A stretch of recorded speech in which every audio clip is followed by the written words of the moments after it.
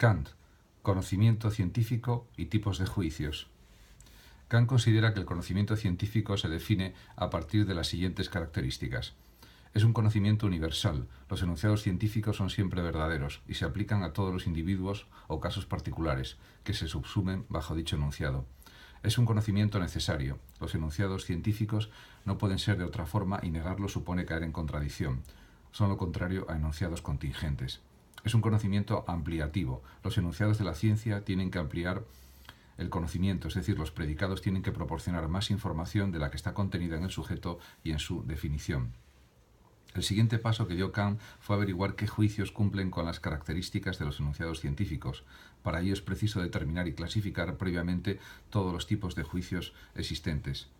La clasificación kantiana guarda semejanzas con las propuestas por otros pensadores como Leibniz y Hume, igual que ellos distingue entre dos tipos de juicios, analíticos y sintéticos. Sin embargo, añade una importante novedad, la distinción entre a priori y a posteriori. A priori significa previo a la experiencia y a posteriori posterior a la experiencia. Juicios analíticos. Son universales. Por ejemplo, el triángulo tiene tres lados, se refiere a todos los triángulos, no a uno en particular. Son necesarios. Si se niega un juicio analítico, se incurre en contradicción. Por ejemplo, el triángulo no tiene tres lados, es un enunciado falso y contradictorio. En ningún caso podrá ser verdadero. Son juicios que no amplían la información que contiene implícitamente el sujeto. El predicado se refiere a alguna característica definitoria del sujeto y por tanto no proporciona información. Siguiendo con el mismo ejemplo, en el enunciado el triángulo tiene tres lados, el predicado hace referencia a una característica que forma parte de la definición de triángulo. Los juicios analíticos no cumplen la condición de ampliar nuestro conocimiento, por tanto no pueden constituir conocimiento científico. Juicios sintéticos. Los juicios sintéticos, a diferencia de los analíticos, se caracterizan por ampliar la información que contiene implícitamente el sujeto en su definición. Kant distingue dos clases de juicios sintéticos, a posteriori y a priori. Juicios sintéticos a posteriori son juicios en los que la conexión entre sujeto y predicado solo puede establecerse partiendo de la experiencia. Son particulares, no universales, son juicios referidos a seres concretos e individuales y a características no compartidas por un conjunto de seres, sino específicas de un ser concreto. Por ejemplo, la afirmación «esta silla tiene una pata rota» se refiere exclusivamente a un objeto, una silla concreta y particular.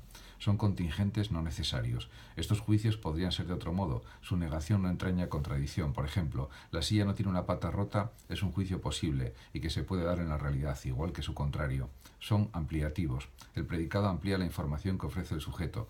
En el ejemplo anterior, la característica de tener una pata rota no va incluida en la definición de silla, sino que amplía la información sobre una silla concreta.